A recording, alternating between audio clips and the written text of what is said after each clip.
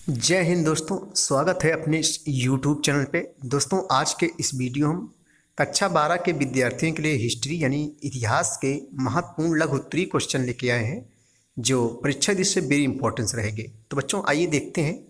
पहला क्वेश्चन क्या है कि अभिलेख से आप क्या समझते हैं और इनका जो है महत्व बताइए। बहुत सरला है। देखो बच्चों, ऐसे क्वेश्चन आ जाएंगे तो आप बहुत सरल माध्यम से लिख सकते हैं। अभिलेख, हम बताते हैं अभिलेख क्या है। अभिलेख यानी लिख कर लिखा हुआ लेख, लिख कर लिखा हुआ लेख को अभिलेख कहते हैं बच्चों। लिख कर लिखा हुआ अभिलेख को लेख को अभिलेख कहते हैं। कह रहा है कि अभिलेख से आप क्या समझते हैं, इनका महत्व बताइए। अभिलेखों का अध्ययन, उत्तर देखेंगे हम लोग। देखो बच्चों, अभिलेखों का अध्ययन अभिलेखा शास्त्र कहलाता है। क्या कहलाता है? अभिलेखा शास्त्र कहलाता है। अभी हमने क्या कहा कि कोई लिख कर लिखा हुआ लेख को अभिलेख कहते हैं। जैसे खुदाई उदाई से प्राप्त होता है, जैसे कोई शिला मिल गई पत्थर की, देखो पत्थरों में लिखा वगैरह रहता है, और सिक्के वगैरह जो मिलते हैं खुदाई से, उसमें भी लिखा रहता है। तो लिख कर लिखा हुआ लेख अभिलेख कहलाता है। अभिलेखों का अध्ययन अभिलेखा शास्त्र कहलाता है। अभिलेख देखो बच्चों, पत्थर और उसके बाद में धातु या मिट्टी के बर्तन जैसी कठोर सतह पर जो है खुदे होते हैं। इनमें राजाओं या जो इन्हें बनवाते हैं उनकी उपलब्धियां क्या है, क्रियाकलाप उनकी क्या है, क्रियाकलाप या विचार लिखे जाते हैं। अर्थात अभिलेख एक प्रकार से अस्थाई प्रमाण बच्चे होते हैं। अस्थाई प्रमाण होते हैं। जैसे अशोक के अभिलेख आप सुने होंगे, पढ़े होंगे। अशोक के अभिलेख से ही उसका इतिहास ज्ञात होता है।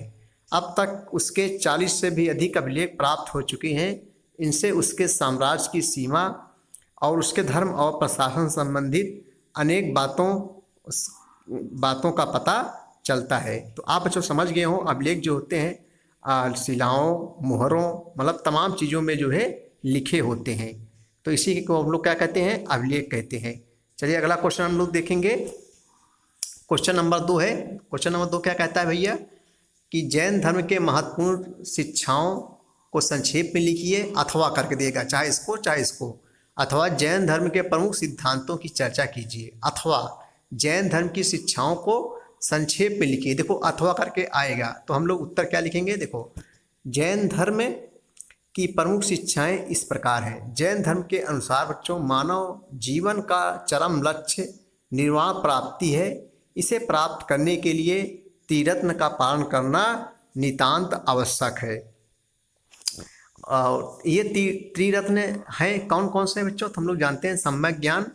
सबसे पहले देखेंगे हम लोग पहला त्रिरत्न सम्यक ज्ञान, अर्थात अज्ञान दूर करके ज्ञान प्राप्ति की दिशा में प्रयत्न करना ही क्या कहलाता है? सम्यक ज्ञान कहलाता है। और ज्ञान की प्राप्ति तीर्थंकर हम लोग जानते हैं बच्चों, जैन धर्म में 24 तीर्थंकार थे। 24वें तीर्थंकार महावीर स्वामी थे। और ज्ञान प्राप्ति तीर्थंकरों के उपदेशों का अनुसरण करने से ही हो सकती है। दूसरा है सम्यक दर्शन, यानी सम्यक दर्शन अर्थात तीर्थंकरों में विश्वास रखना तथा सत्य के प्रति श्रद्धा रखना ही क्या कहलाता है? सम्यक दर्शन कहलाता है। और तीसरा देखेंगे हम लोग सम्यक चरित्र। सम्यक चरित्र क्या बच्चों? सम्यक चरित्र आचरण, और अर्थात अच्छे आचरण अथवा कार्य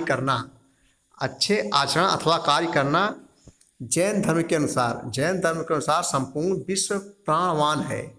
और सृष्टि के कण कण में, चाहे वह जड़ है या चेतना, आत्मा का निवास है। अर्थात आत्मा केवल मनुष्यों, पशु पक्षियों आदि में ही नहीं, अपितु पेड़ पौधों, पत्थरों, जल, वायु आदि में भी आत्मा का शरण है।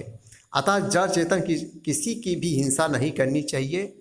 जैन के मान्यता के अनुसार मनुष्य के कर्म ही उसके जन्म और पुनर्जन्म के चक्र को निर्धारित करते हैं। मनुष्य जो कर्म करता है उसका फल एकत्रित होता रहता है, और उसे कर्म फल को भोगने के लिए ही आत्मा को बार बार जन्म लेना पड़ता है।